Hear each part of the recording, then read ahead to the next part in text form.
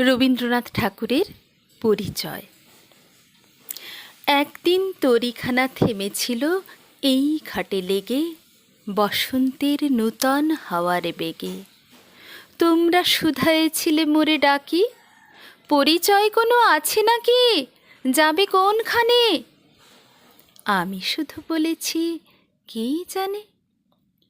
নদীতে লাগিল দোলা, বাঁধনে পড়িল টান, একা বসে গাহিলাম যৌবনের বেদনার গান।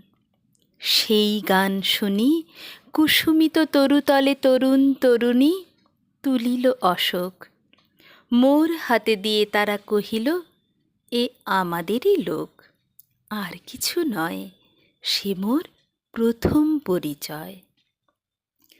তারপরে জোয়ারের বেলা সাঙ্গ হলো তরঙ্গের খেলা।